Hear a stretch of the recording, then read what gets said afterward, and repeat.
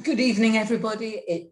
I'm Sue Browers. I'm the Development Director at Trinity, and it's my pleasure tonight to introduce Michael Pepera, an old member who is going to talk to you about his book, which I'm holding up now. So I'm going to start with a little bit of housekeeping before I tell you more about Michael.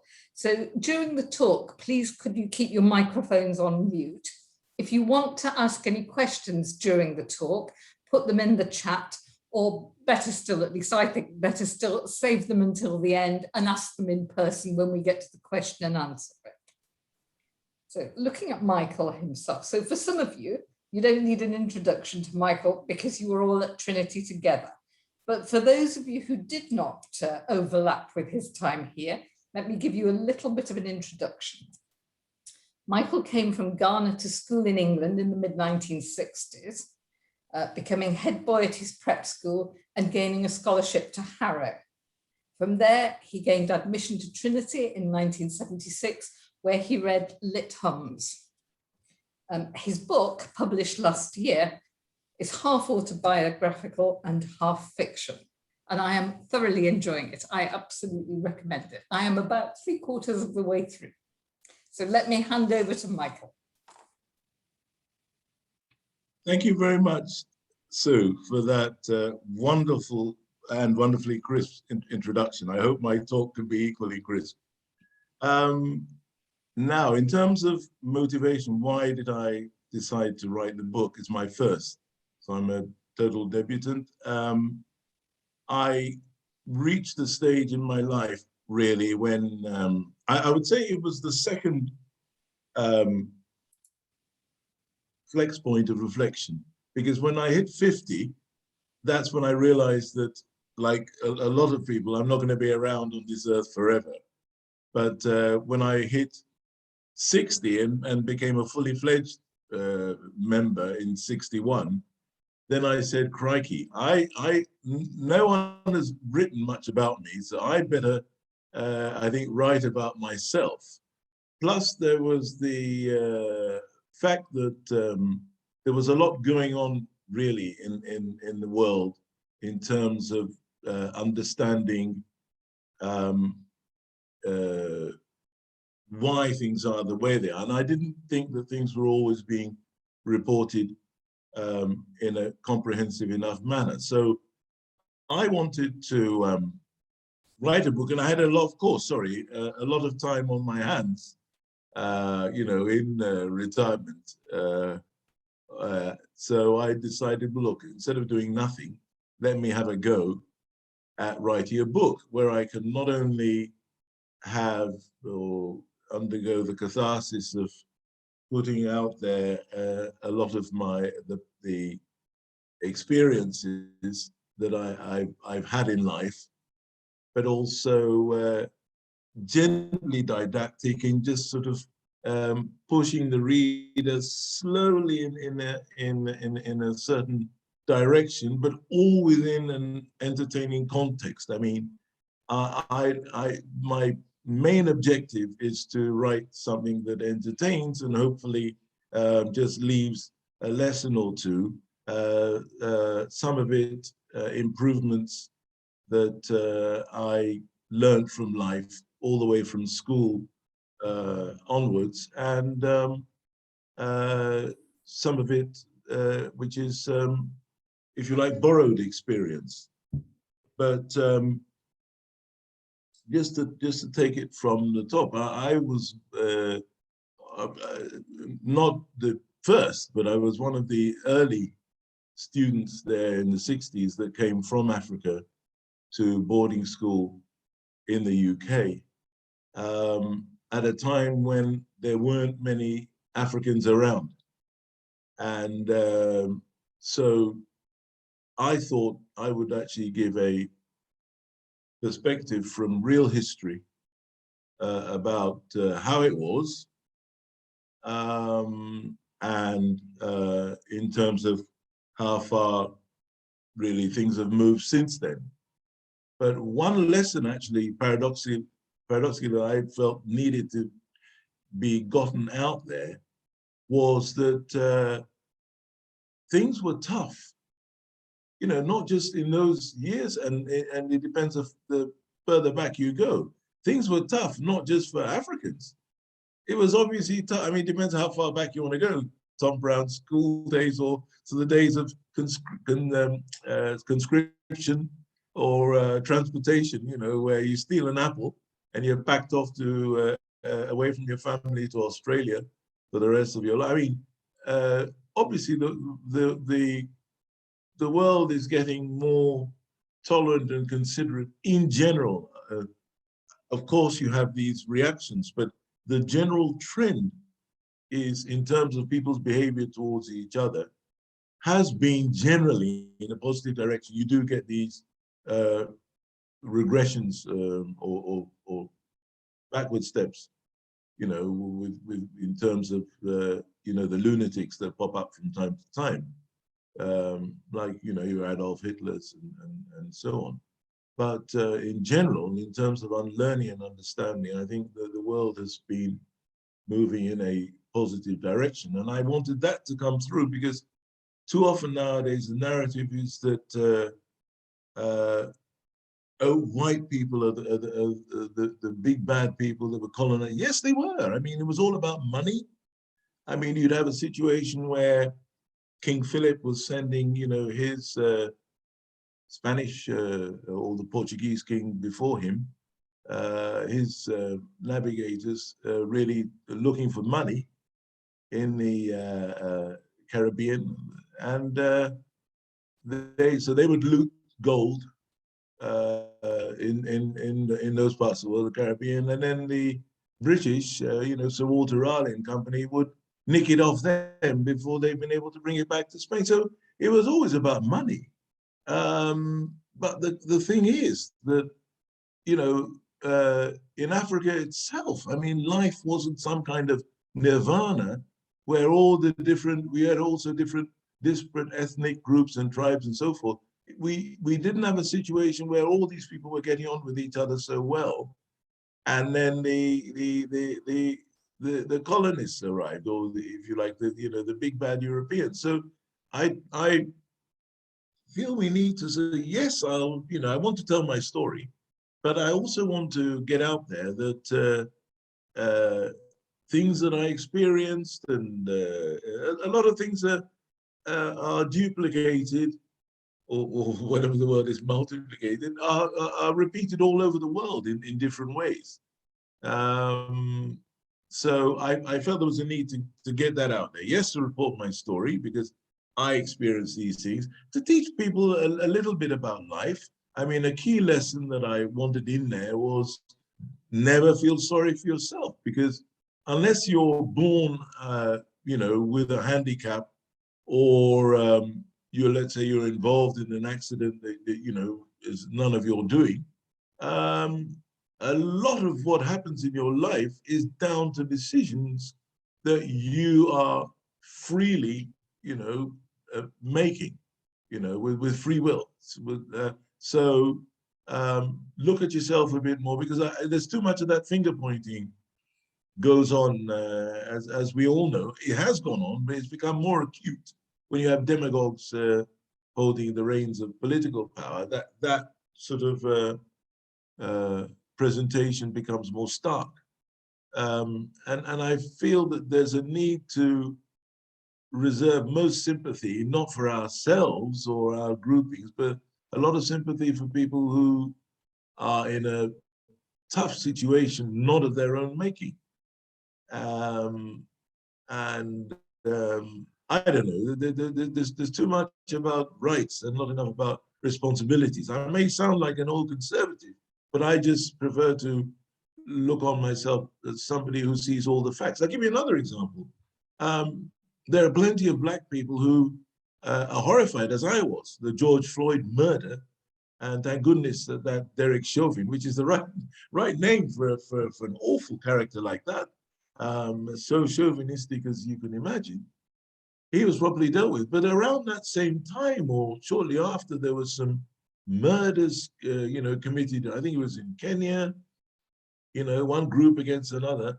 And a lot of the people that I know on some of the social media things were silent. So I raised the question, I said, hang on a minute. If violence is wrong, any violence is wrong. It's not just wrong when it's, let's say, a white person doing it to a black person. Even this intergroup violence, or whatever you call, is wrong as well. Black on black violence is bad as well, and that has gone on, and it still goes on, and it predated the arrival of the colonists, and I know that because my mother was an Ashanti, so by the rules I'm an Ashanti, and the Ashantis were very much involved in a lot of naughty things. You know, they were hegemonists. They were dominating all the other tribes. So I wanted to get that out there, and I wanted to get a more sort of balanced view of the world out there, but not forgetting, yes, of course, the things that I went through. And as I said, I didn't go. There were a lot of other people, even British people, went through awful things in Britain. If you look about all the stories of, you know, people being murdered and raped and so forth in Catholic and other boarding schools, you know, I mean, these are horrific things that were also going on until quite recently, you know, even in British history. I mean, you know, you look at all the things that Oliver Twist is based on, the workhouses and the coal mines and so forth. So I'm just saying that there were horrible things, man's inhumanity to man. I mean, but I could tell the story from my angle. I felt needed to be got out there because I was fortunate enough to be one of the early people and the first to get into one of the bastions of British educational sphere, which was Harrow. So I thought I'd get it in there and entertain as well, and also teach a little bit to people. You know, when I say teach, I don't want to sound patronizing, but at least share my experiences and give my views about things. And it is a central theme is you know, never feel sorry for yourself, just get on with it, because I fell prey myself. I'm talking personal experience, of course. As I said, a lot of the book is based on personal experience, even though it's half fictional. But I did fall prey to this thing, this mood of you know, reflection and feeling sorry for yourself when you had nothing to feel sorry about, especially the upbringing I had. I mean, you know, children of, you know, millionaire industrialists, proper businessmen. I don't mean just sort of buying and selling and signing a contract, but, you know, my father was employing lots of people at factories, you know, thousands of people, and worked bloody hard, you know, he was self-made. So I was in a privileged situation. And yet I was able to feel sorry for myself because things hadn't gone my way. And I tried to help people and say, look, don't fall into that trap.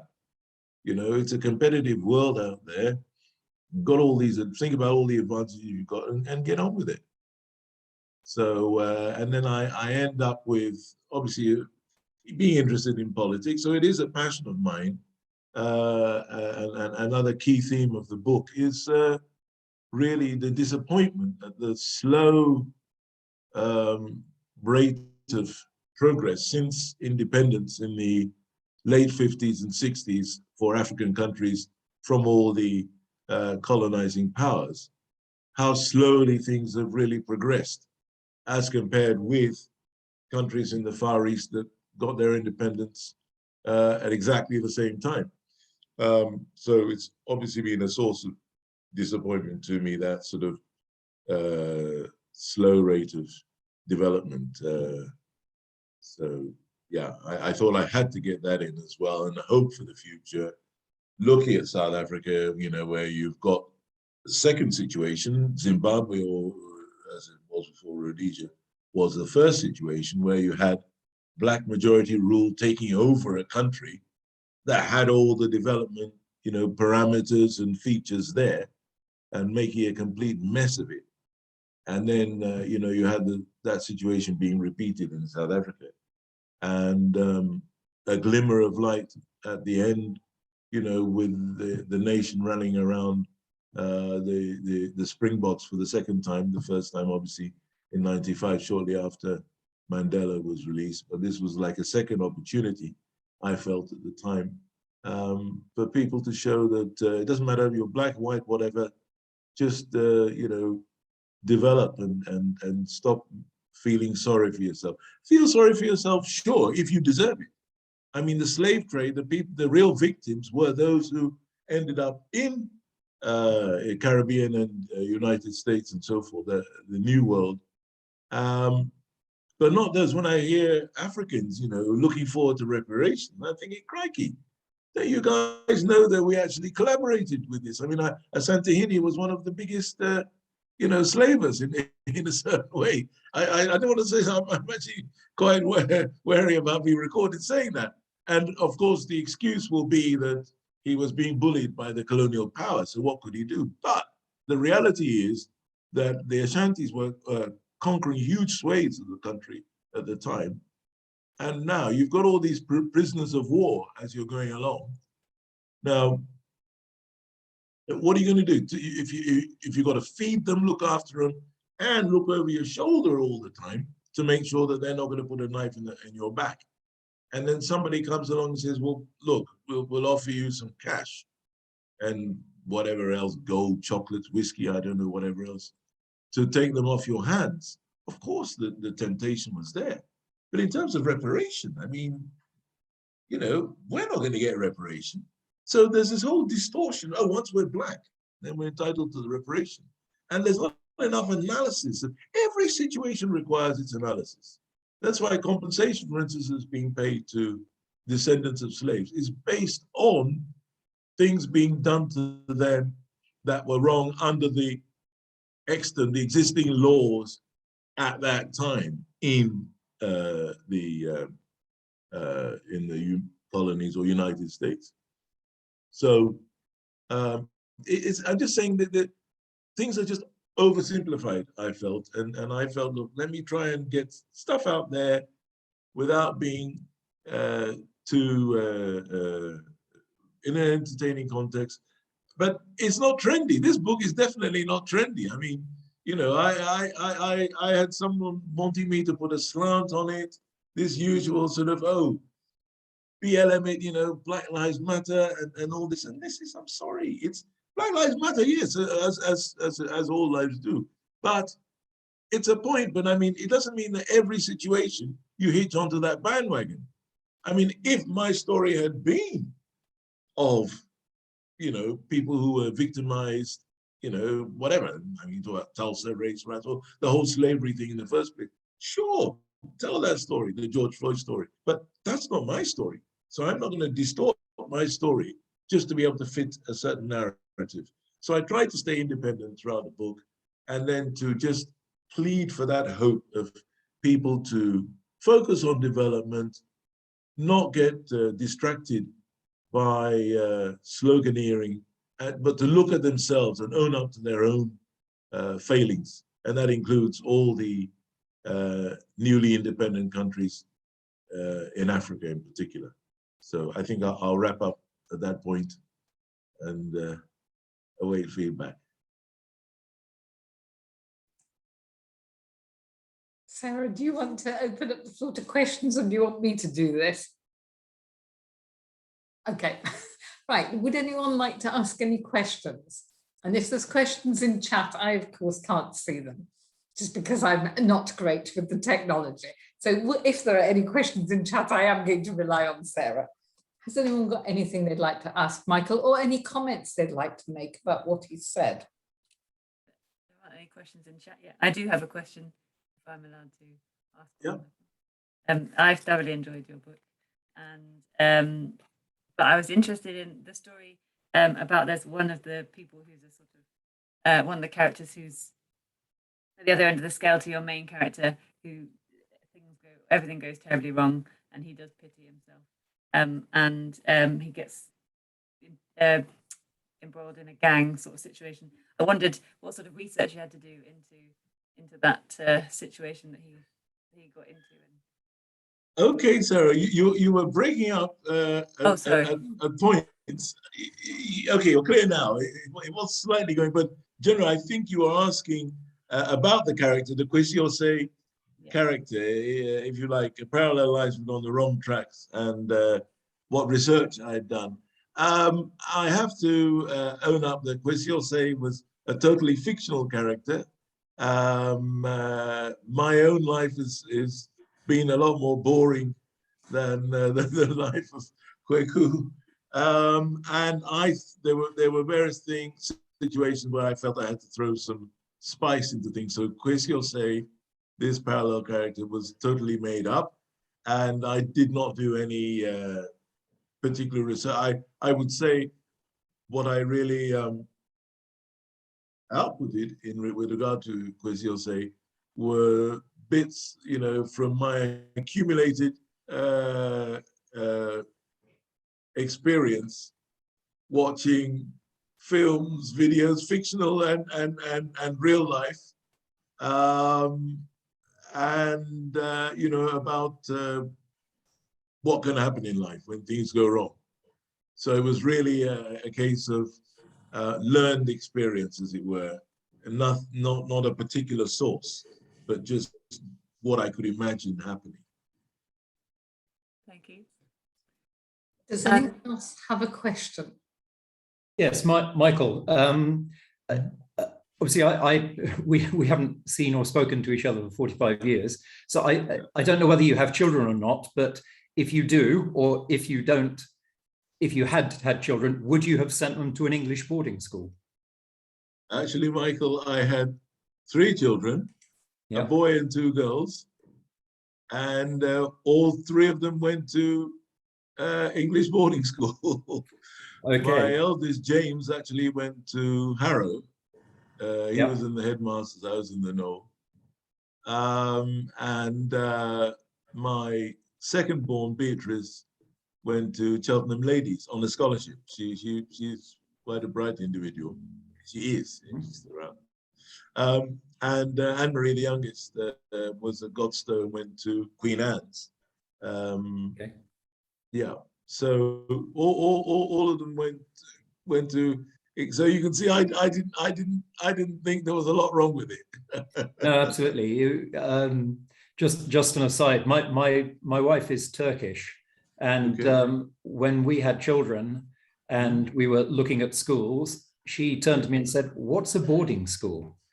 Because in Turkey there aren't any. In fact, there aren't really any boarding universities. People go to their local primary school, local secondary school, and then they still live with their parents when they go to university. They don't travel. You just go all the way through to postgraduate, living with your parents. Wow.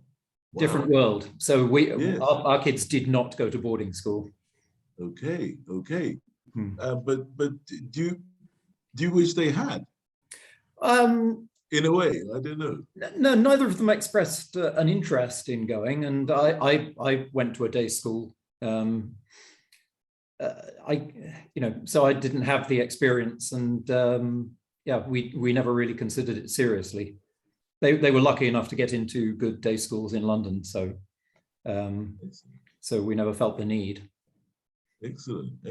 Yeah. And obviously the most important thing in all of it is how do the kids feel about it?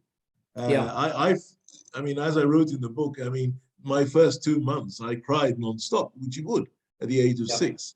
But you sort of eventually you acclimatize, and it actually prepares you for later life, because there's a lot of situations I've had in later life where things have been really rough in one way or another. I don't mean just sort of like working flat out, sometimes 7 days a week, but sometimes in cold temperatures and so forth. And I'm still there, and there are people who maybe were from, let's say, a less privileged upbringing, who are moaning that they want to go home and so forth. So I think, the boarding school, it's sort of got that, people imagine that you're cosseted in boarding school because they see the privileged upbringing. They don't actually realize, well, certainly when I was at boarding school, there is actually quite a rough place. They don't care much about you, And Harold, I mean, I had a dislocated shoulder. I didn't realize it was that until many years later, but I still felt that. I still feel it now. Yeah. And, you know, nothing happened. I mean, it was in a rugby match and the game just carried on. I don't know. People think these places are soft. They're not. But then, as I said, if the kids are happy with the upbringing they've had, the schools they've gone to, that's the most important thing, is how do they feel about things.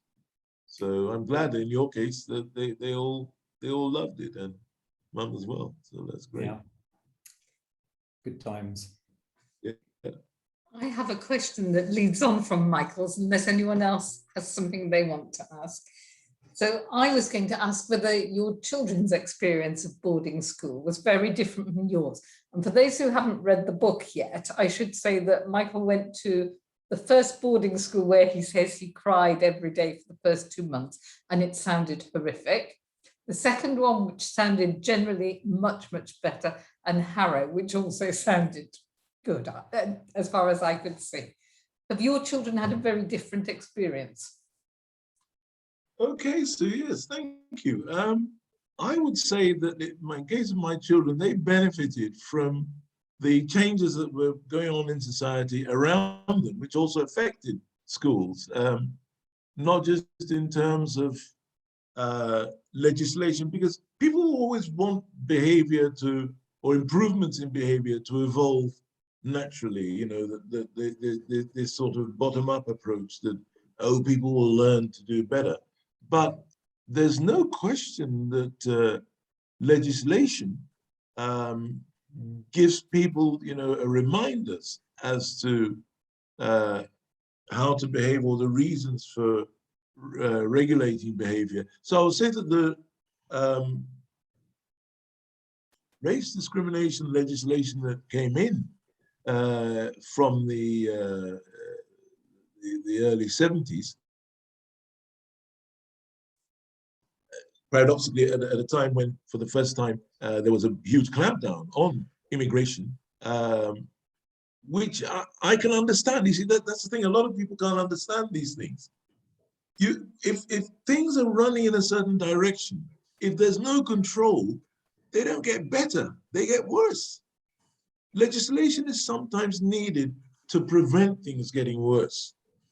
And that applies in a lot of spheres. So the anti-discrimination legislation that really started, I would say, in a big way from then, following the counterculture, and extended in, you know, when race, religion, gender, it sort of changed attitudes. Of course, there were a lot of people who didn't like it, but they were forced, because the law didn't allow them to continue operating in the way they had. They were forced to do that. And then on the other hand, so you have this, if you like, control environment on the one side, and on the other side, you have the fact that more and more people from ethnically diverse backgrounds ending up at these schools that I went to, meant that, you know, when they were there, you know, there were many more people from different backgrounds.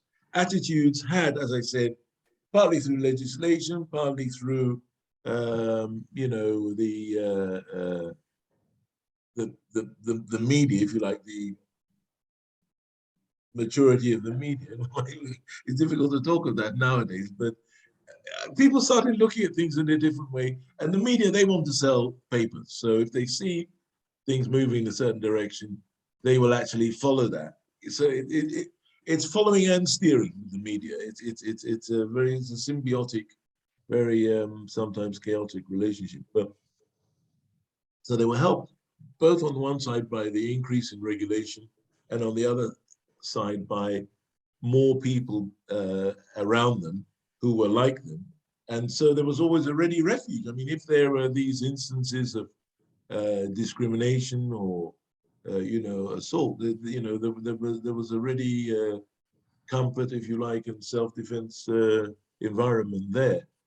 But I have to say that growing up, because I had my ears very much pricked up to see if they would be experiencing anything uncomfortable, and things really, that's why I started off saying that things have improved. It doesn't look like it sometimes, you know, when you look at the, you know, some things going on, but things have improved generally in terms of people understanding that we are more alike than different, and that we should be tolerant of different views. So I would say that, yeah, I mean, I've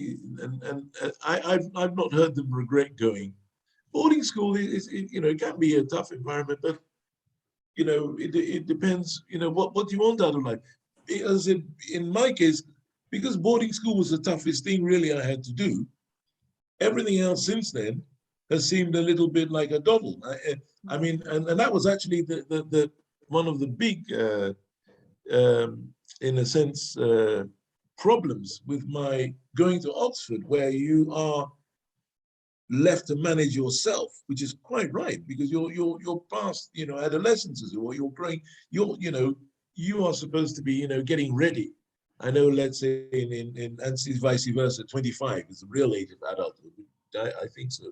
But you are getting ready, and the university is getting you ready to make your own decisions and to be responsible for what you do. And in my case, because I'd been in these sort of militaristic controlled environments, it was this sudden release, and I got disoriented. So I have to apologize to my betters at the time that were, I think, hoping that I would exhibit greater maturity. But this is where I failed. It was sort of like being, you've been, I won't call Harrow a prison, but it's very regimented. The prep schools were very regimented. I was head boy, for goodness sake, in my second prep school. So, all of a sudden these rules disappear. And you've actually got to make your own decisions. And I thought, well, crikey, hang on a minute. Why should I go and suffer here doing this, or should I have just indulge myself doing something else? And the idea is you combine the two, and I think I got the mixture wrong. Let's say, to be honest, but I made up for it in later life, because in my working life I was working flat out, and I don't regret that either. So if you like, it was a compensation for what happened at Oxford. But yeah, but as I said, I've not heard of complaints. Did they stay in the UK or go back to Accra? They didn't stay in the UK. They went to first university in America, and then they're in Ghana at the moment. Yes. Okay. Yes. So they're working and living and working in Ghana. Yes. Yes. So they don't. Which I think is sorry. They don't have to live under a Balliol prime minister. Yeah, exactly. Well, a Balliol was Johnson Balliol as well, because I know that Ted Heath and Harold Wilson were Balliol. Yeah. I didn't realize he was Balliol. I thought he was Christchurch, Bullingdon and all that. No. Okay. Crikey. No, he was over the wall. Balliol is absolutely Balliol. But if I think of Harold Wilson and Ted Heath, I think of them as being slightly more intellectual. If you get what I mean. So, yeah, because Balliol obviously, had that reputation for, obviously, I mean, Oxford in general, but Balliol certainly, the Balliol Prime Minister. That's why I never he sounded more like a Christchurch, but just like David Cameron, I think went to Oriel or something, but they both sound like Christchurch students to me. Yeah. Yeah. I think that's the school they went to before Oxford. Yeah, absolutely, 100%. But Christchurch did have its own. There's people like Osborne, you see, who didn't go to Eton, but was another Christchurch alumnus, and so a lot of people didn't go there, but went to Christchurch. Ended up absolutely with all that stuff. Yeah. John, do you have a question? Yeah, I mean, you talk. It's really nice to hear you, Mike. You've talked about how attitudes over your time to race have changed in some ways for the better. I'm kind of curious that you have a very unique, well, not unique, but you have an unusual perspective on the English class system. Have you seen attitudes to that change over your life? Thank you, John, and nice to see you. Very much so, very much so. I mean, it has totally changed. I mean, you know, we were just speaking about, you know, with Mike. I mean, and Mike, I'm sure will know himself that absolutely doors were very much, you know, open and closed purely on class basis. That just isn't happening anymore. And I don't know, there's one encounter in the book, I don't know whether you remember it, but it's a true story. I'm actually confronted by a Cockney.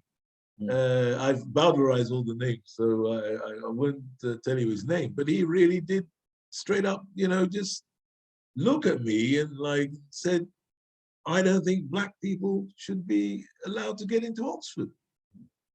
And so, and as I explained in the book, because I was normally taking this sort of thing on the chin, and I said to myself, hang on a minute, no, I'm not going to just take this one on the chin, because he's coming to me in a Cockney accent. So I said, okay, I don't think Cockneys should be allowed into Oxford. There was the same bar, you had a colour bar on, you know, blacks getting into Oxford, like you had a colour bar on them getting into the Guards and things like that, you know, until, you know, the Queen stepped in on that some time ago. But yeah, absolutely, the colour bars existed for Cockneys as well, going back. And as you know, I mean, you know, we look at Manchester Brand, we look now at it. As you know, in the old days, it was very much from the, you know, the top public schools that, you know, Eton, Harrow, Winchester, that the intake into Oxford would be. And so things, even during my time, that very much changed. I mean, there was the respect during my time for, you know, titles and so forth that you could see evaporating. And it normally was, it was diminishing or evaporating as the money went, you see, because title traditionally, as you know, went with money. But once the money goes, and in the old days, you know, you could marry a merchant's daughter and everything that, you know, the wife owns is automatically taken over by the husband.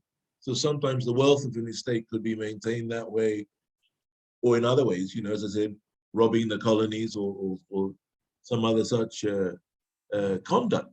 But those strictures now coming into play, it means that a lot of that respect, and the respect was really based on money. Because if you've got the title and no money, you ain't got nothing. I'm sorry. So because the money was going, the respect was going with it. You know, you've got to be able to hire a retinue. You know, as you see in Brideshead Revisited, I mean, you know, the chap comes back from Italy towards the end, Lord Marchmain or whatever it is, you know, Laurence Olivier. And there's this huge retinue, about 20 people, manservants, you know, maid servants, nannies and so forth, coming back to welcome them back. That retinue costs money. So if there's no money, there's no retinue. No retinue, no balls, there's no, you know, you ain't got nothing. So because money became a case of earning the money, changed. You just didn't have an estate and get the money from that by, you know, clobbering people for rent, as in the feudal system. Everything changed from that. And once the money went, the respect went as well. So it is a fact that the world was then and still is just money-based. And but what you've seen, obviously, as you know, in the last you know, half century, is growing inequality. Particularly, I would say, with the collapse of the trade unions, because most of my life, you know, sorry to go on a bit, but I mean, in Ghana, I was engaged in the manufacturing sector for most of my life. And we had to deal with trade unions. It was very much modeled on the British system, with collective bargaining and so forth, minimum wage and all the sort of incremental steps and so on. But you'd have robust negotiations, and you had a regional and a national union leadership that would, you know, congregate. So very intense thing. That's all evaporated. That's all evaporated, you know, with Maggie Thatcher in the UK, Ronald Reagan to an extent with the air traffic controllers and so forth in the US. But basically, that's gone. And so you have this gig economy where you have the inequalities, as it were, exaggerated.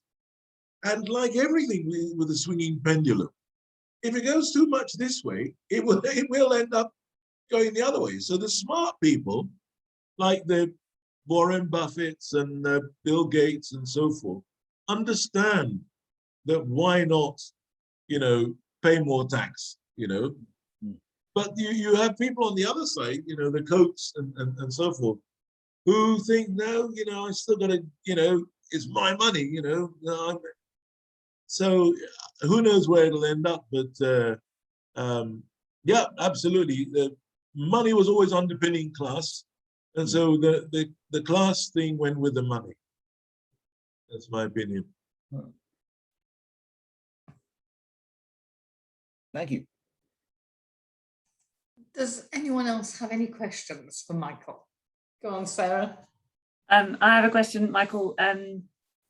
In the book, the main character, they own a sweet factory, and you talk about these delicious tasting honey flavored sweets. Do they actually exist? Can you please send us some? They sound delicious. Yes. Oh, I see you got your young kid there. I regret to say that was made up. The manufacturing, I substituted that for the furniture, and it had a lot of the elements of manufacturing in it that I transposed from the furniture. So, but we do. They're not made by me or by our family, but 100% there are sweets here made of Ghanaian honey that on my next trip to the UK, I promise you, I will bring. It's not a big business, but they are honey sweets here.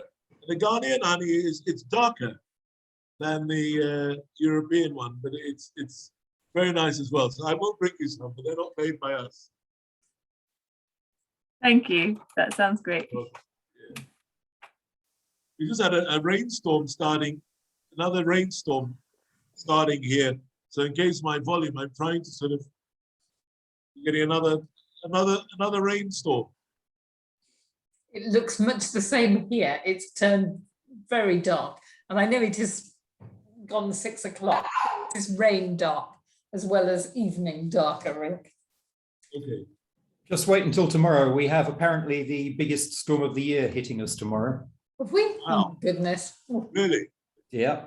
Oh my goodness. Clean your gutters before the rain starts. Yes, exactly. But I do remember actually going back to October 1987, that Yes. October tends to be the month of storms in the UK. Definitely.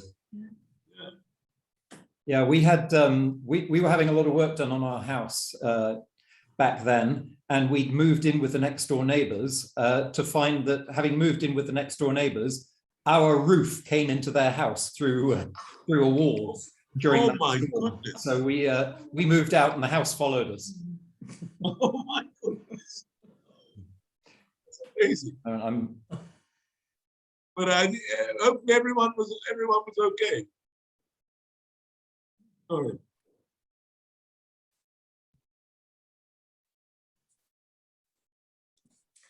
Has anyone else got anything they would like to ask? I do have a question, but I suspect this could take forever to answer. And that's not a comment on you, Michael, it's a comment on my question. Early on, you said that you thought the rate of development in post-colonial African countries was disappointing. And I wondered what factors you thought were holding them back and whether things have improved in the last 20 years. Thank you, Sue. That's a very, I hope you can still hear me okay, because the rain is getting really loud here. That's a very good question.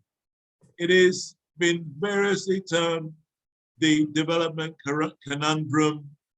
And as I said, a lot of writers have tried to excuse it by going back to the past, which is valid, you could probably say, in the transitional years, if you like, overlapping years. So let's say you become independent, give it maybe 10, even I'd say 20 years, take a generation. Fine, if you want to be blaming the previous power, a little bit like here, where you've got a certain party that's been in power for 11 years, but still attributing the current situation to a government that's not been in power for 11 years. So there has to be a point at which you start to take responsibility. And I think not enough African countries, or let's say more importantly, the electorates in those countries have taken that responsibility. It comes back to this central tenet of the book of not feeling sorry for yourself. There is an awful lot of that self-pity, come and empathize with me. That has been, I would say, the hallmark of Africa's post-colonial development. It's misery, you know, it's all not my fault, it's these bad colonizers, you know. We're now 60 years soon, 60 years plus. In Ghana's case, I think it's 64 years since independence. For how long? Because, sorry, that's the standard excuse, is, oh, it's because of these naughty white people, you know, and how they left things.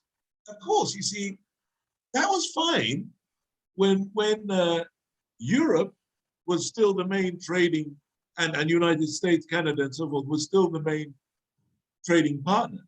Now you've got China come into the mix. So that whole dogma, that whole, what's the word? That whole belief system that says, oh, it's these bad former colonizing powers that are responsible for things now. They're stuck now because China has, if you like, because the West has reduced investment in Africa because their taxpayers don't feel it's money well spent. Let's try and, you know, cut it short. I mean, let's say it's become popular to reduce the money going to overseas budgets. I hesitate to call them aid budgets because a lot of them actually were, you know, tied to goods from the lending country or employing personnel from the lending country. But they were overseas aid. Some were, yes, overseas aid. So George Bush did a lot of overseas aid to Africa. Paradoxically, far more than Obama did. For all, I mean, Obama's being accused of being an African. George Bush Jr. actually, you know, invested a lot more aid money in Africa than Barack Obama did. So I'm saying a lot of that has gone down, and China has stepped into that gap, as it were, lending the money, but also, on the other hand, you know, in return for that money, having a voice. And so that whole creed of, oh, it's all these European colonizers, has suddenly, they've had the rug taken from under their feet. They're paddling in the air now because now China's, your neo-colonialists that you want to talk about are Chinese. And the Chinese had no colonial history with Africa. So when it's, you know, it totally destroys their argument about it's because of what things happened in the past. Yes, of course, if horrible things happen in the past, it can affect you. But 60 years later. So that's the first thing. We need to accept responsibility for our own failings. And, you know, countries regress well, I think. It's all about leadership. I mean, Lee Kuan Yew wasn't really, he started as a socialist, went to a free marketeer in Singapore. He wasn't really a Democrat he was a Democrat in the sense that they had political parties. But a lot of businesses and investments and so forth were tied to party faithful people. China's development has very much happened with people being faithful to the party in one way or the other. So yes, true democracy is ideal. I would say you get your best, most rapid development from that, provided it's not the kind of democracy that's obstructionist, which you see in the United States today, where you have one party who don't even want to lift the debt ceiling for the debts that they were very instrumental in racking up. I mean, that's just, nihilistic. So I'm not talking about, and that's where democracy can end up, with the kind of nihilism that you see in the United States today. But I'm saying that you don't have to have the democracy if the quality of the leadership is good enough, like you had with Lee Kuan Yew. And the Chinese leaders are very tough, but they must have done something right. I mean, obviously they haven't had to deal with trade unions and so forth, whilst they've been able to win these various wars. But so ideally, yes, you need to have democratic leaders. We have our democracy now, but there's a lot of things going on behind, which perhaps mean that we don't get that faster development that we could get. So it's a very difficult question to answer in terms of why Africa isn't progressing as fast as it should do. Obviously, you know, apart from blaming it on the West, the other thing is the whole thing everyone talks about, the corruption. Now, there's corruption in the West as well. I mean, anyone with eyes can see that. I don't want to go. I still want to be able to enter UK when I travel there next. I don't want to say too much, but you know, there's a lot of funny beeswax been going on with certain things. So there's corruption everywhere, but you have a problem where people want to. The whole thing with one upmanship. If people want to acquire a certain level of wealth from out of a smaller GDP, let's say America's GDP is huge. So if their leader is misbehaving, how much is he going to take? I think the GDP was it 22 trillion or something like that. How much is the person going to take, which will be a significant portion of the GDP? But in Africa, where the GDP is much smaller, you obviously have a situation where if people are trying to match the wealth accumulation of leaders in higher GDP countries, then you're obviously going to be taking or looking to take a much bigger chunk of your country's GDP, which is then being invested overseas, if you like, and not back home. So this is the other factor, priorities. But yeah, everything comes down to leadership, and I have to be careful wherever I speak. Unfortunately, you know, it wasn't just the case of associating my ancestors with participation in slavery, but it's also a case of modern day politics. You cannot always say what you want to say without getting into trouble, because people are still vindictive, unfortunately. In my case, I don't mind people saying things. My only yardstick is it true? If it's true, sorry, you know, it's a fair cop. You know, I've owned up to my own failings, you know, even in this video about my academic career, which was a mixed one. I mean, it started in a stellar fashion, and that wasn't maintained due to my own fault. But there's a lot of people who are not prepared to accept responsibility, as you know, for anything. It's always going to be somebody else's fault. And a lot of those people are motivated to take leadership in countries, and they are vindictive. So what do? If you want to get on, you keep quiet. Stay off social media. Yes, True. true, Yes. true. I do want to get off those things.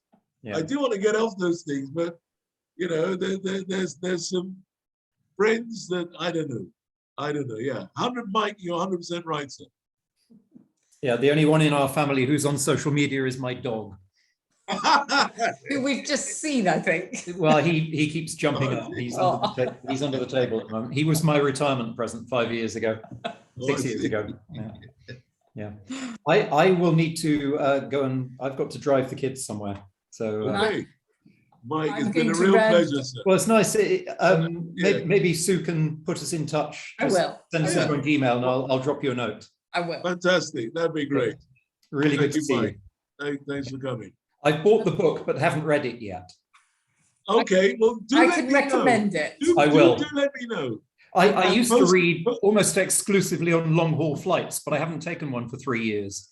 So, Oh, of course. so my reading has slipped, but it will come back, hopefully. Yeah, Anyway. do let me know. Will do. Thank you, Okay, Mike. good to see you all. All the best. You too, sir. Cheers. Thank you. And on that note, I'm also going to round everything off. I'm going to say thank you again to Michael. That has been fascinating. And what's been particularly nice is the way that everyone has been able to chip in and ask questions and comment.